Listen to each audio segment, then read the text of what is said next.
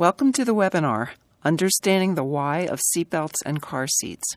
This webinar is sponsored by the Maryland Institute for Emergency Medical Services Systems and brought to you through funding by the Maryland Highway Safety Office. I'm Suzanne Ogaitis-Jones, your moderator. Along with Cindy Wright-Johnson, we run the Child Passenger Safety and Occupant Protection Healthcare Program at MarylandEMS. I'd like to introduce our speaker. Dr. Bayhuth is CEO and co-founder of Impact Research, where she and her team of engineers, crash investigators, and medical professionals work with the transportation industry. They gather essential data, analyze it, and translate it into information that manufacturers and lawmakers can use to make the world's roads safer for everyone. Dr. Bayhuth's educational background is in mechanical engineering. She received her Doctor of Science degree in 2004 from the George Washington University in the field of transportation safety. She has previously worked with the U.S. Federal Highway Administration, Turner Fairbank Highway Research Center, the National Highway Traffic Safety Administration, and even a medical examiner's office in Pennsylvania. Dr. Bayhuth's commitment to using data to save lives means that she chairs the Maryland Occupant Protection Emphasis Area team, and she regularly participates in community outreach to teach the young and the old about crash safety and why and how today's safety measures work. We will now switch to Dr. Bayhuth's presentation, but my apologies for cutting off her first couple sentences. Multiple impact crash presentations that we did for all of the NAS investigators that were online at the time. After NHTSA, I worked with the Federal Highway Administration, and truth be told, I liked working with the people more than the Highway Administration. But while at Federal Highway, I studied a lot of rollovers and causes of rollovers and how the roadways are part of how the rollovers are happening and what we could do to change that. I am a crash safety engineer by training, and probably my most significant and relevant job at work is being the manager of the BMW Accident Research Program. So for about 75 crashes a year, we investigate full depth from beginning to end, 75 BMW crashes where we go to the scene, we download data, we take a look at about 7 million pictures of the cars. Same with the scene. We talk to trauma surgeons, trauma doctors, and nursing staff, and we put our engineers together with our BMW colleagues and statisticians from our group, and we ultimately make sure the car did what it's supposed to do. So that experience, exposes me to crashes every day, all day, and I see what a good seatbelt will do. The best part of the BMW Accident Research Program is we will not take any crash where the occupants were not belted. So what BMW's stance is saying is, you got to help us help you.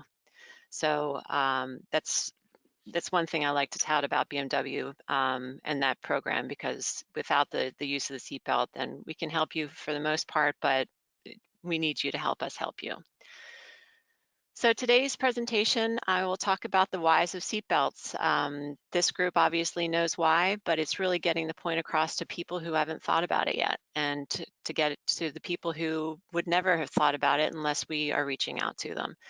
I want to tell you a little bit about some local outreach that I've done in Howard County, where I discussed what is a crash and what does a crash feel like. And again, that was from kids all the way from kindergarten all the way up through high school, trying to figure out a way to get to the parents, because ultimately you can't put all that responsibility on a 6-year-old, can you?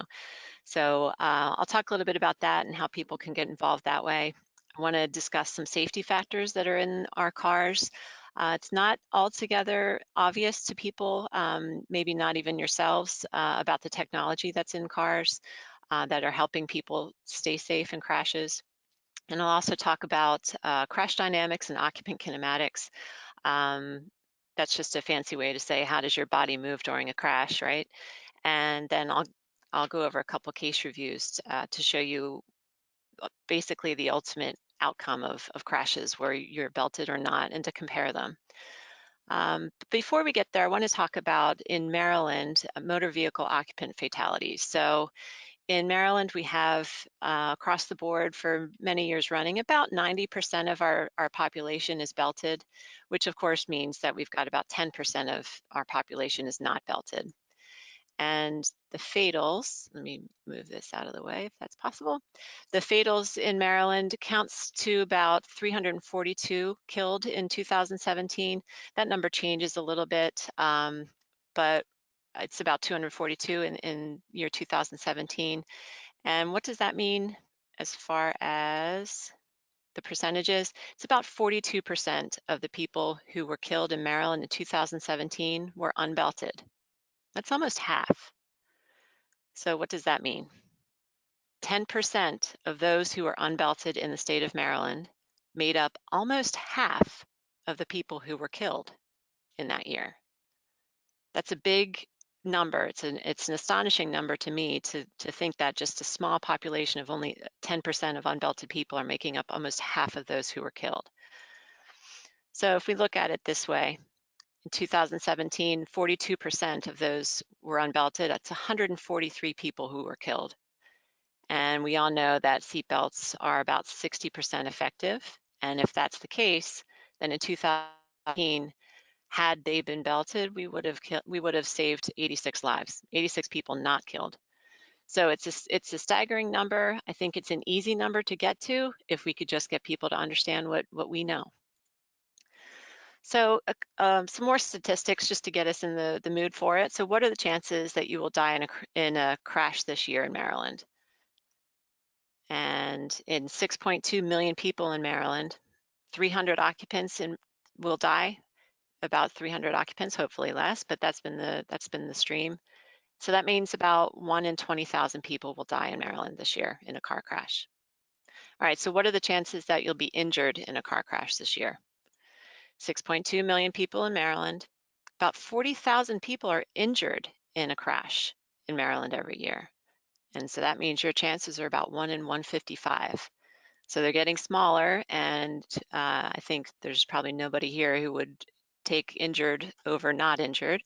So then what about if you're just in a crash? What are the chances that you will be in a crash, not necessarily injured? 4.2 million drivers in Maryland, 160,000 involved in crashes each year. That's down to 1 in 27.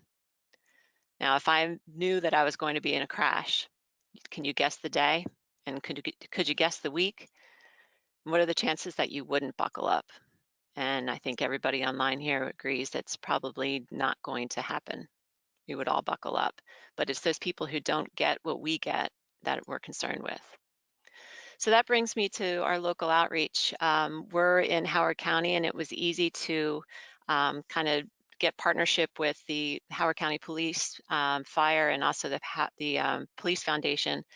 Why did we do this? Because there was a lot of observations on my part in seeing kids who were not buckled up in cars. Driving down the road, driving on the highways. I remember seeing a 2-year-old in the front seat on mom's lap going down 29. And of course, it makes me just gasp and want to stop and get that parent to stop driving and help them understand what they need to know. It happens all the time. I don't know if I'm just looking for it or it just comes to be apparent to me. But that's why I decided to do this, because the parents are belted. Why aren't the kids? The parents are belted because they don't want a ticket. I'm convinced of that. They understand that they will be ticketed, especially in Howard County where the use rate is pretty high. So why aren't the kids buckled? I have a lot of theories about that. But what we decided to do was a kind of competition called the Battle of the Belts. And then I'll tell you about that in a minute. And then it was followed up with a presentation for kids in elementary school and one high school. And it was called The Science of Seatbelts. And again, this was in partnership with the Howard County Police, Fire Rescue, and Police Foundation. So the Battle of the Belts took several, or I guess 2 elementary schools and then a high school. These schools were chosen because they had high student drop-off rates. We wanted to get to the schools where we knew a lot of kids were going to be dropped off by mom and dad. They weren't necessarily supposed to be dropped off by mom and dad. A lot of these schools are walkable schools, they're neighborhood schools. So For mom and dad to be driving them is something special. And we counted belted versus unbelted students prior to that drop-off point. So about a mile down the road, we would have people stand and do just a seatbelt observation, belted or not. And we did it for the kids who were in the car. It was obvious that they were children going to that elementary school. And then at the drop-off point, we'd have Howard County Police and fire and rescue guys greet the students and the driver, and they would hand them this flyer that we had. We made this hopefully self-explanatory, easy to read, because as a parent, you have about 3 seconds to understand what you're trying to be told here. And it was a reminder from the police, who are in uniform, of course, hey, buckle these kids up because we're going to be here again and we need them buckled up, and trying to get that point across. Um, After these observations, we followed up with an education of the students themselves, and then also 5 more observations to mark the improvement in the seatbelt usage. So for the first elementary school, it was an unbelievable 49% of the kids were belted. This is coming from Howard County, where there's about 94% front seat adults who are belted. So that means mom and dad are buckling up, but they're not bothering to get the kids to buckle up. Or the kids are thinking, I'm so close to school, it doesn't matter, it's just down 2 streets, we'll get there easy. But regardless, we had less than half of them were belted. And this isn't properly belted. This isn't taking a look at how the car seats are installed or anything. This is, are they in the car seat with the belt buckled? At the second elementary school, which was a different demographic, they were about 70% belted. And at the high school, we're looking only at the kids in the front seat, and they were about 84% belted. And during the time of this, of the observations, NOPIS controlled intersection study was at 88 or about 86% belted in the front, with about 75% in the back. So as you can see, these elementary schools were below the NOPIS study, and in one case, way below the NOPIS study. And so we got into the schools finally. We did about a 45-minute interactive presentation for the kids. And coming from me, I've got 3 boys, and I understand that there's no fluff with these kids. You got to give it to them straight. There's no because I said so, because my kids are constantly asking, well, why? And it occurred to me, as soon as they understand why, I don't have to keep explaining it. So I got pretty good at making them understand the why. The presentation was tell it like it is. We didn't make it scary in any way. We told them basically physics from a kindergartner's point of view, all the way up to, in the elementary schools, up to 5th grade. And we let them figure it out by themselves. We let them figure out what the significance of the seatbelts are. And it's not just the importance of the seatbelt, but it's the why am I doing this? And again, the hope was that they wouldn't forget it, and that they would understand that there's no choice in the matter. You're always buckling up. So a little bit about what we taught them. Again, it's called the Science of Seatbelts. And what we first started out with was, what is a crash force? I mean, these kids, they understand what it is to push. They've got brothers and sisters and friends who have pushed them on the playground or, down the hallway. So we made the relationship for them that a pushing force really is what's happening in a crash. The crash is pushing you. So they got that point pretty quickly. Then we described to them, well, what is a crash? They've seen cars crashed on the side of the road, but really what's happening? So we broke it down for them. The car is moving, and then it could really hit anything. It could hit a tree or a car or an animal that went on the road, or some sort of wall, or anything is in the way. It could hit anything, and then eventually the car is going to stop. It stops because something stopped it. And then the kids can imagine that, what happens to the car? It's all crashed up, and there's glass and just mangled metal, and they can picture that in their head. They've seen it. So then the question was, what happens inside the car crash? And this is what the kids needed to understand, because at the end of the day, we don't care about the car itself. We don't care about the mangled metal. We care about what's happening on the inside of the car. So we described to them that there are 3 parts to a crash, and there's a pre-crash, Of course, what's happening beforehand is somebody speeding, is somebody swerving to avoid a crash. Did a deer jump out in the middle of the road? Is there ice? Then you have the actual crash happening, and then there's post-crash. Sometimes post-crash could involve a second impact, or sometimes post-crash can involve a high-speed rotation of the vehicle or potentially rolling. So there's many parts to the crash, but what's important is on the inside of the crash, or on the inside of the car, we have one crash with 3 impacts. The car impacts the object, that's the first impact. That's what everybody is used to seeing. Then the second impact is when the occupant impacts the car, and this is just showing obviously a pretty horrendous crash if they're hitting the dash, but also this picture doesn't have an airbag, which most cars do at this point. And then the third impact is the organs inside the body that will hit the skeleton. And from my point of view as an engineer, that's the part that I'm worried about.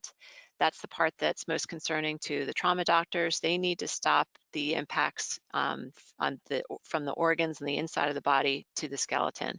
If that can be prevented, then you're more likely to walk away from the crash. You're more likely to have a good prognosis if you're hospitalized even after a crash like that. So from the kids' point of view, what do you want to stop you in a crash? And they saw a picture of a wall and no, they obviously know, I do not want this wall to stop me. And then how about the radio? And it occurred to them, hold on a second, that's pretty stiff and pretty hard too. It doesn't look like a nice big cushiony airbag pillow. So probably don't want that. And the back seat, they were okay with hitting the back seat during a crash, which was kind of interesting to me. They were okay with it because they kind of knew that that's what they're going to hit. So obviously we had to move on to a little bit more deeper with them. And is there something better? Of course there is, and it's a seatbelt. So we get into talking about what it means to have the seatbelt. But before that we went into that, we talked about what does a crash actually feel like. So moving 25 miles an hour, we're probably all drivers, and we all know that 25 miles an hour is pretty darn slow. And in my neighborhood at 25 miles an hour, I don't think anybody drives 25 miles an hour, frankly. It's not moving at all to these drivers. So occasionally we'll have people driving that slow. What are the crash forces that we feel in a crash at 25 miles an hour? So we brought it back to the kids and we said, if you were in a crash at 25 miles an hour, and we indicated to them just how slow that is, that's 1,500 pounds of crash force that they need to deal with. And of course, they don't know what that means, but they do know that 1,500 pounds, that's the weight of a cow. Okay, I can relate to that. I understand that I want to have nothing to do with that cow running at me. I can't counteract that. And the mantra that we had was, I am not stronger than a crash. 1,500 pounds is a lot. And these kids understand that they are not stronger than that crash. They need some help from the seatbelt. What I didn't share with the kids, but what I've shared with maybe high schoolers or other presentations is the comparison to something that you could possibly relate to if you haven't been in a crash. So really what 25 miles an hour crash feels like is equivalent to a drop from a third-story building. You know, looking out a third-story window, nobody's considering just jumping down and considering actually walking away from that. But in a 25-mile-an-hour crash, I think a lot of people think they'll be fine. Their airbags will help them, or it wouldn't hurt that much. I'm just going to the 7-Eleven down the street, or I'm just hitting Safeway really quickly. So putting this in there makes people realize that it's not something that you want to contend with necessarily. And of course, at the end of the day, we even made this make sense for the kids. The higher the speed, the higher the crash force. And we showed them more slides and more examples of what a crash on a highway could be equal to. So you're going to visit grandma and you're on 695 and you're in a crash. That's about the weight of a 10,000-pound helicopter. And obviously these kids picked up the point that they are not stronger than a crash. And at the end of the day, I think they could all say the mantra that they are not stronger than a crash. And the point obviously was that the seatbelt would help make them stronger. So the conclusions at the end of these little studies, 90% of Maryland, as I mentioned, is buckled in the front seat. And the rates in Howard County were significantly below that. And I really don't think that Howard County is an anomaly. Throughout the state, I think Howard County rates probably top 3, if not top 4, for Maryland's adult front seat belted rate, which is pretty good and it's consistent. I know from the Howard County Police Department, it is zero tolerance. If you see somebody unbelted, they are told to ticket them. So having the kids unbelted, it just doesn't make sense in my head. So what has to happen, I think, is we need to get to the parents. We need them to get it. And I think there are cultural differences. I've seen it myself. I've seen these kids buckle up. I've seen mom and dad buckle up after these presentations, and then it kind of wears off. I spoke to a friend of mine. She works at Starbucks, and I'm guessing some of you have maybe heard the story before if you ever heard me speak. She was from Pakistan, and when she was in Pakistan, her 6-year-old was unbelted and they were in a car crash. It was their little sedan versus a dump truck. And unfortunately, he was thrown around the car and something pierced his skull and into his brain. Luckily, he's fine and he's alive, and he's dealing with just being a 14-year-old, she said, but also he's got a little bit of a speech impediment. He walks with a little bit of a limp and a drag on his foot. So, he's dealing with that crash still today. And so we talked about it, and I told her, what I understand about the crash. And I said, so do you guys, I guess you guys buckle up in Maryland, don't you, now that you're here? And she said, of course we do, because I don't want a ticket. And it just made me just dumbfounded to hear that that's why she's buckling up. Her child almost died, and she doesn't understand that it's the seatbelt that may have saved him. So my point in the cultural differences is in Pakistan, you don't talk about seatbelts. At least they didn't when she was there. In other countries, they are not honed in on things like safety things like this necessarily. So when we have a lot of people coming to Maryland as, transplants, so to speak, then it's a different culture. And so we need to be able to hone in on those cultures, I suppose. Because the problem is we can't hold our kids 100% responsible. We would like to, because as adults, we're held responsible for it, but these kids can't do it 100% of the time. In my opinion, primary laws, both in the rear and the back, are helping, but we also need enforcement, because enforcement is what's going to reflect the higher usage rates. As soon as people and drivers are understanding that they'll be pulled over if they are not belted, and if it's understood that they will be pulled over if their children are not belted 100% of the time, then I think we'll see a shift. Ideas need to be reinforced at home and school and everywhere, and so often. Coming from me, I think you can probably imagine my kids could teach these seatbelt strategies and seatbelt whys to a lot of people, because I'm talking about it constantly. And I think kids just everywhere need to be reminded of it as much as possible. And additional education is always needed. So talking to school administrators, PTA is all over things like this. Local enforcement, outreach sections, they are all over outreach like this. So if in your area you're able to make contact with any of these people, and school administrators are all about safety and they love seeing this kind of thing. If you're up for getting involved, then start talking to these people, and they'll help you figure out how to get to these kids and how to get to these parents, hopefully. So I wanted to talk a little bit about safety factors in car crashes, because I don't think it's really known what's happening inside the cars often. So these, hopefully nobody's ever seen a real airbag deployed, but so these are examples of what airbags look like. The curtain bag goes from the front all the way to the back, and it's designed to protect the window area, or the people from the window area. Thorax bag, of course, is protecting the thorax and the side. The frontal airbags are for a frontal collision, but also for side collision or at an angle collision, obviously to protect the people in the front seat. The centerline airbag, I don't know of any car company that has those in their vehicles yet. I know that Mercedes was working on it. I don't believe it's in their vehicles yet, but a lot of car companies I'm aware of do have ideas like this in the works. And the big issue for these is when you have a side impact, either on the driver's side or passenger side, and you've got two people in the front seat, now you've got heads banging back and forth during these hits and then rebounds. We've had a case or two that I've seen fatals because of head impacts between occupants.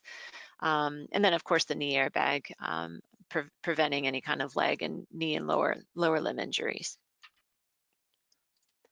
And this is important too. I think as car seat technicians, seat belts are top on your list and understanding, and hopefully the Pretensioners are a part of what you understand.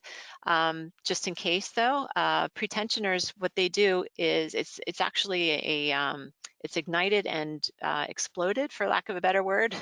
It fires the Pretensioner in a frontal crash to prevent forward motion.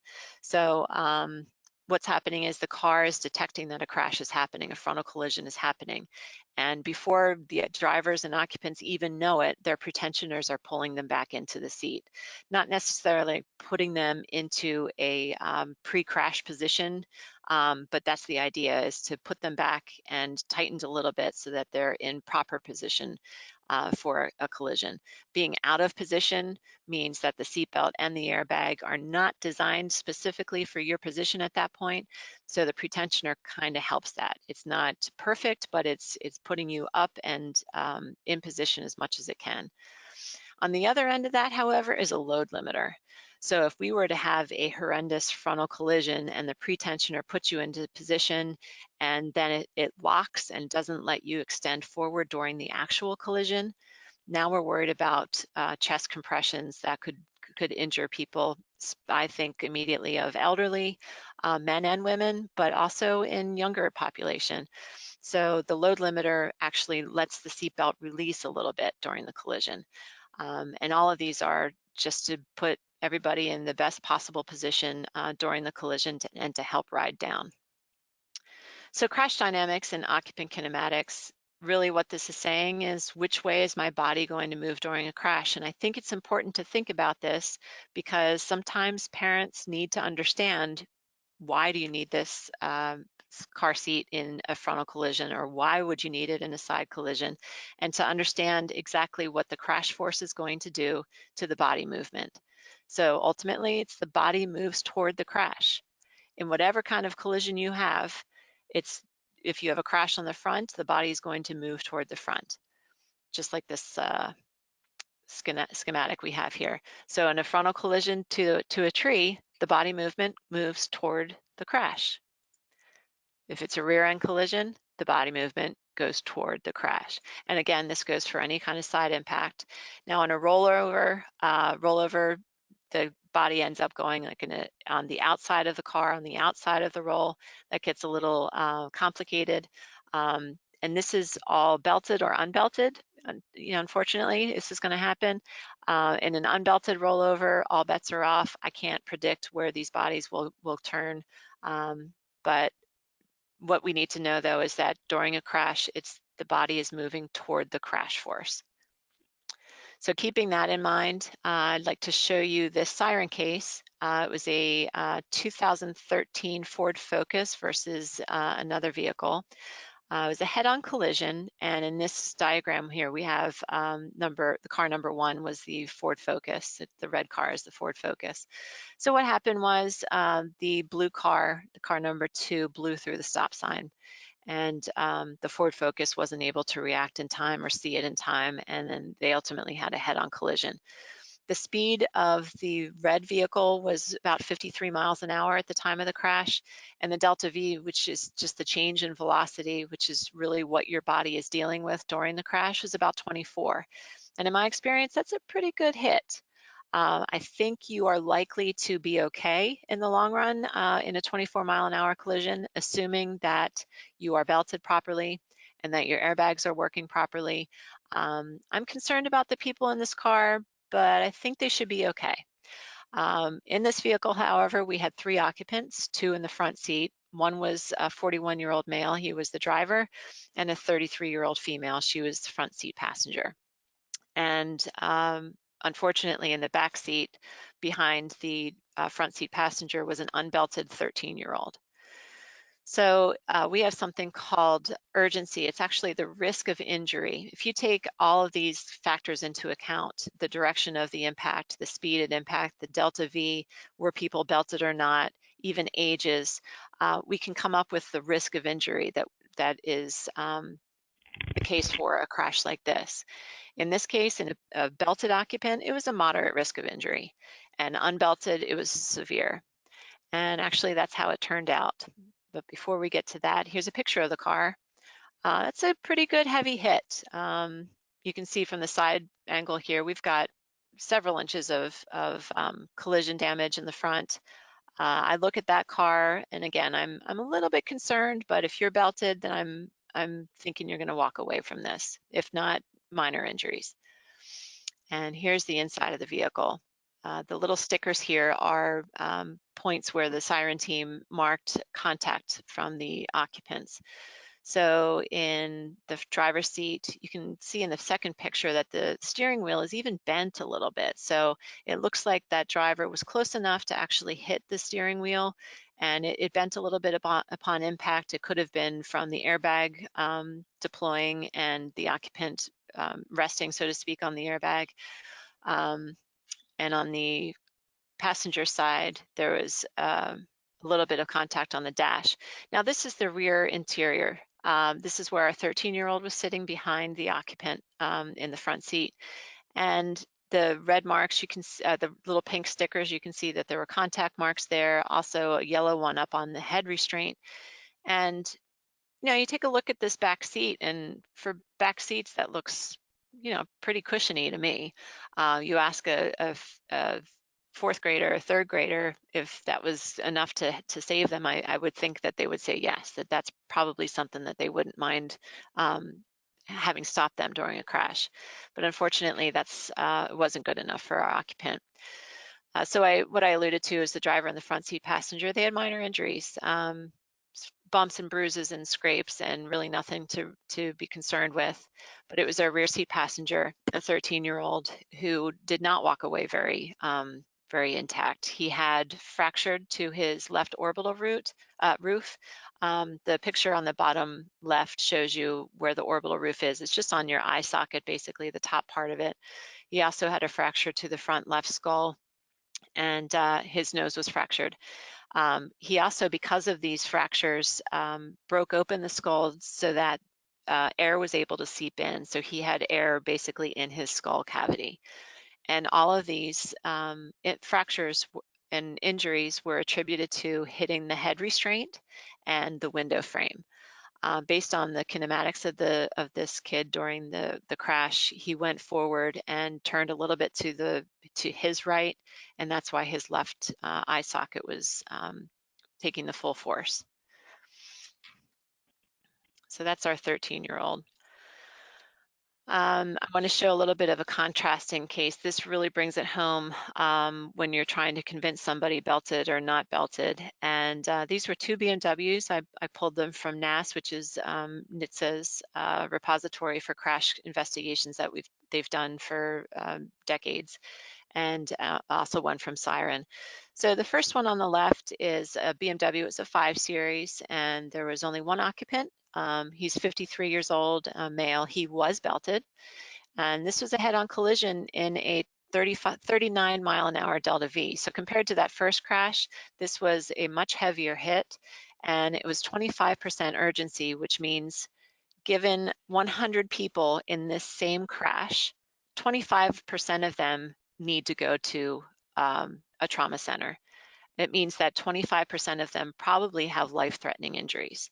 So anything above 10% is where we're saying we need to send them to trauma and get them to trauma as soon as you can. So this one was at 25% urgency. And again, he was belted. So then let's look at the other side, a contrasting view. This is a BMW 6 Series. He's a single occupant, 31 years old. He was unbelted. He crashed into a concrete barrier. It was a side swipe. It wasn't necessarily a front end. And his delta V was only 8 miles an hour. It put his urgency down at below 3. So like I just said, anything above 10, I'm concerned and you need to get them to a trauma center. But for 3%, I'm expecting this guy to walk away. Should not be bad. And that's even unbelted. That's concerning now. All right, so we'll show a couple pictures from each of these. Let's see, this is the exterior of our 39 mile an hour crash, the heavier crash. And you can see that we've got plenty of crush here, 31 inches, 34 inches maximum crush on the driver's side. And it's a width of 61. It's almost all the way across. So it was a pretty good frontal collision for this gentleman. This is on the inside of this vehicle. The first picture is circling the seatbelt as it was retracted, and there were about 150 millimeters of extraction. This is the load limiter working. So the seatbelt pulled him in with a pretensioner, and then during this frontal collision, it let him go out. It let him pay out that seatbelt about 150 millimeters. And again, the picture on the right shows you that the pretensioner was activated. So this car did everything that it needed to do to keep this belted occupant in position for the crash. And these were his unimpressive injuries, thank goodness. It was an abrasion from contacting the airbag. This guy went through a really heavy impact and walked away literally with a scratch. So in contrast, here's the BMW 6 Series with an 8 mile an hour Delta V. This guy's crash, not so horrendous. It looks pretty bad considering all of the plastic is moved around and you know, it looks like it's pretty bad, but underneath all of the structure is intact. So this is what happened with this gentleman. He was on the highway, ended up hitting this concrete barrier that's on the right, and then shifted over to the left and then hit the second concrete barrier. And again, this wasn't a frontal collision. It was just a side swipe. You can see how his car actually swiped against the concrete barrier there. You can imagine how it just hit there and kept going. And this is the inside of his vehicle. You can see the yellow circle that's up at the where the rearview mirror is positioned. The rearview mirror is just out of picture there. There was contact up there. That was possibly a hand, maybe head hit up there. Again, unbelted, all bets are off. I can't really predict what hit up there necessarily, but it's likely one of the two. The orange circle on the bottom middle, you can see that the steering wheel again was deformed. So not only did the airbag deploy and he hit the airbag full on without the seatbelt holding him back, but he also bent that steering wheel pretty significantly. And then you can see on the red circle and the blue circle that there was contact over on the center console as well. So this guy was moving all around the car during these crashes. And unfortunately, he had a whole list of pretty severe crashes or severe injuries to worry about. He had bleeding in his brain. Subarachnoid hemorrhage is bad news depending on how severe it can get or how long it will go. Hematoma, he's got bruising and blood collecting in his brain. He had a fracture to his acetabulum, which is just his hip. I believe that was on his, it was on his right side, and then contusions and lacerations. So he spent about 6 days in the hospital with a traumatic brain injury. Came back around 6 months where he was feeling like himself again. And the hip, unfortunately, even as a 31-year-old, breaking an acetabulum like that, it's going to affect him for the rest of his life. He'll function normally, but it's probably a daily thought for him. So again, just to compare the two, we had on the left a really heavy hit kind of crash. This is 39 miles an hour, and he walked away with literally a scratch. And this gentleman who was unbelted in an 8 mile an hour, and that's barely moving, right? I mean, it's not a whole lot to contend with in comparison, and he did not walk away very well. He's got a lot of brain and head injuries that I'm concerned about, not to mention that fractured hip.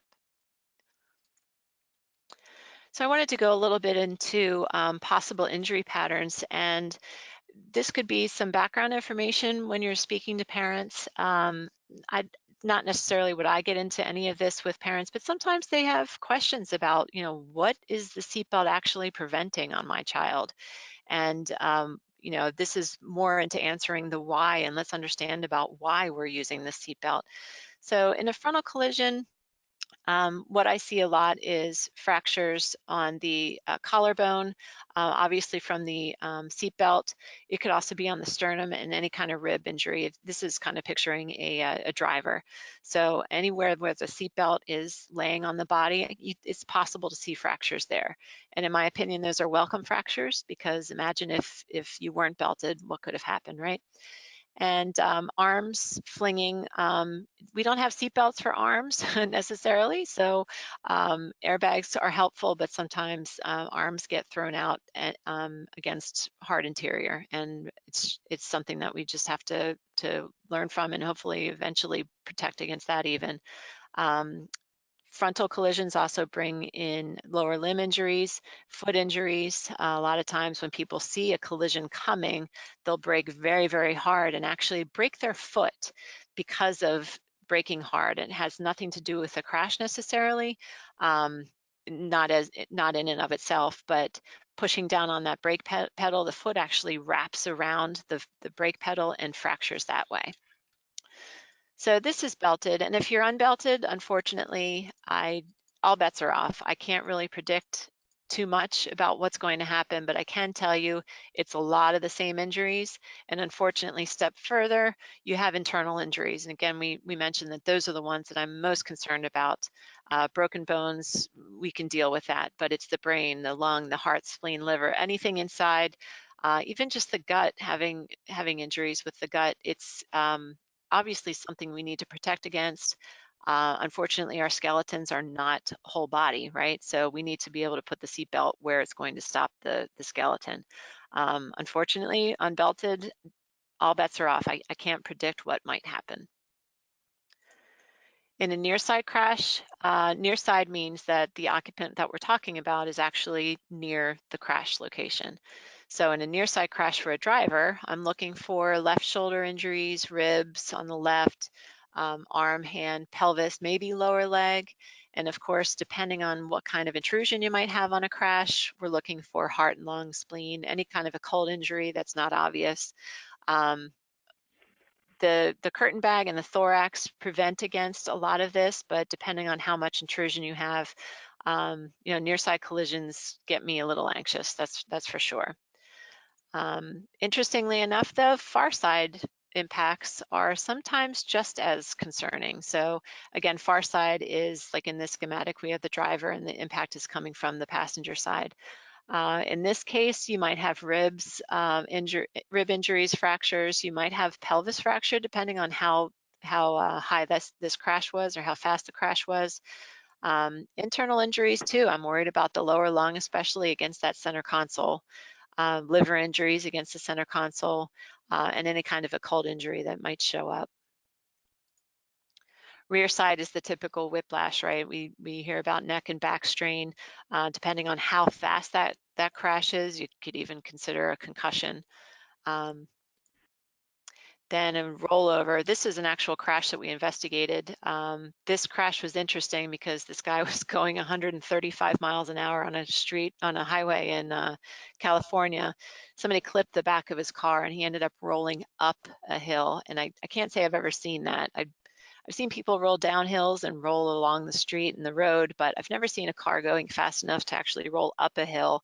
I can't remember exactly. I think he rolled at least 6 times and then finally came to rest against a light pole that they knocked over. He was unbelted and she was belted. actually, sorry, he was improperly belted. Let me go back to the front seat passenger who was belted. She literally walked away from this. They have pictures of her standing next to him at the scene. She had bruises from her seatbelt. She literally walked away from this mangled mess that I thought nobody's walking away, and she did, almost scratchless. The front seat passenger, or I'm sorry, the driver was improperly belted. For some reason, he had the shoulder belt on, but not the lap belt. And if anybody can figure out why he did that, I'd love to know, because I'm still trying to figure out why anybody would do that. But this guy had a whole slew of injuries, mostly head and upper chest. He was unconscious for about 3 weeks, but he's coming back from it. But again, in a rollover collision unbelted, I'm worried about ejection. So this guy was lucky, I guess. He was wearing part of the belt. But ejection in a rollover is my first concern. And at that point, unfortunately, I'm worried about your whole body. All bets are off. There's no prediction about what could happen at that point. So this is just a little summary. Obviously, when you're thinking about a frontal collision or you're trying to help people understand what it is they're protecting against, think about if you're going forward during that collision, then it's everything on the front of the body, anything that might hit something else, the feet or the hands. That's what we're concerned with. Far side, same sort of thing, near side, and a rear. And this I wanted to bring up. Looks like the schematic is a little messed up, but the whole point here is at the end of the day, what we need to get parents to understand is when the seatbelt is snug on the shoulders and the hips, then we're good to go.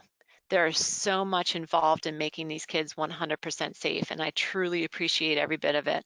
But I'm sure you've run into parents who don't want to hear it or don't understand it, or it's too much.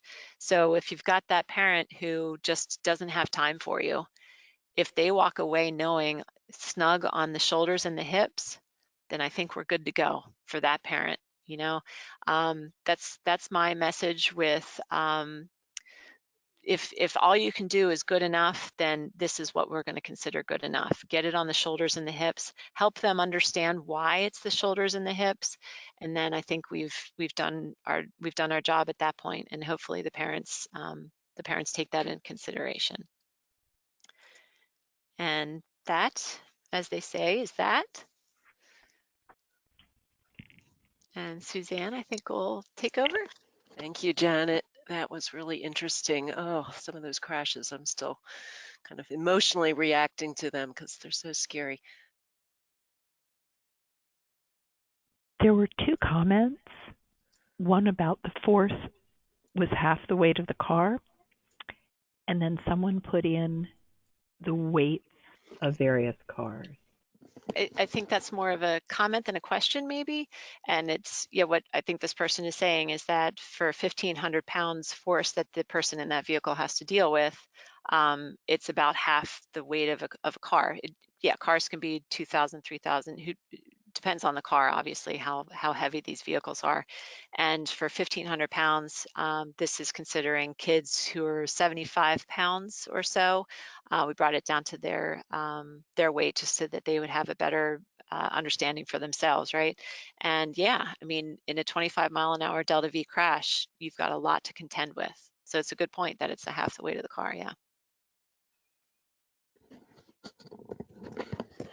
All right, I had a couple thoughts or comments or questions, something along those lines for you, Janet. You mentioned pretensioners and load limiters, and in the CPST class, we talk about dynamic locking latch plates, which I guess are a type of pretensioner, but we don't really focus on something that might be serving that function up in the shoulder belt. So that was something certainly new for me to think about. Something that I had that was more of a question is you mentioned using the number of seatbelts 60% effective overall. Is there any way to kind of separate the effectiveness rate of seatbelts in current cars, if you could separate that out from all the other stuff, like take out the airbags and how effective they would be at preventing injuries or death without the other things, or is it just there's just too many safety features now to do anything like that? Well, it's true. There's safety features constantly being put into these cars, which actually are just computers, really, at the end of the day. It just comes from if it's a lot of data, obviously, and it's proven that 60% of the time it's going to prevent injury or life-threatening injury, and so that's where that came from. So we didn't want to say definitely in every crash, if those people who had died had worn a seatbelt, they would have lived. And we can't say that because, for instance, if you have a near-side collision as a driver with, a foot of intrusion, I'm really concerned, and a seatbelt's not really going to help you in that regard. At the end of the day, though, all of the technology and all of the computers and all of the super smart people that put all of these new everything into these vehicles, it's really inertia that is not our friend. So if we can stop inertia, like the actual force of what our bodies have to contend with, then we're good to go. As soon as somebody can come up with an anti-inertia device, and I've suggested it to BMW, it's kind of tongue-in-cheek, but if we can come up with that, then we'll all survive every crash. The closest that we've come to it is the seatbelt, and that was back in 1955. And wow, they came up with it back then, a 3-point seatbelt out of Sweden, and that's the last ditch effort to keep people safe. So if you're in a collision without a seatbelt, but you have the airbag, you are not nearly as safe as you are with that seatbelt. It's the inertia that's being slowed down and quote unquote stopped by that seatbelt. And until we can do that 100%, then the seatbelt is really our best bet. So we're wrapping this up now, but I want to just mention in general that the National Highway Traffic Safety Administration always is a great resource for information about car seats, seat belts, crashes, data. And so there's some contact information there, their websites. The Maryland Department of Transportation's Highway Safety Office is a great way to find out Maryland-specific data. There's my project, that's the third listing down there. I'm happy to provide materials and training to anybody in Maryland, particularly healthcare providers.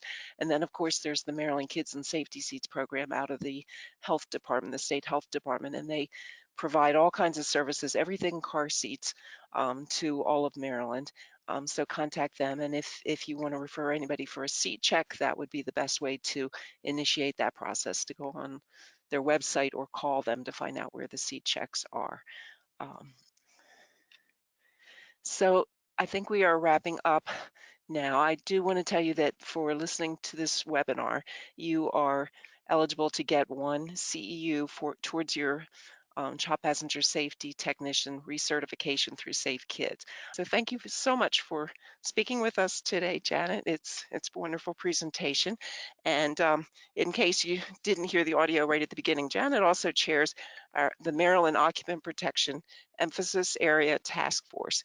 And so if you would like to come to those meetings, you can meet her in person. And we're always looking for more people to be involved in that excellent group, which is part of the Highway Safety Office. So thank you again, and stay safe.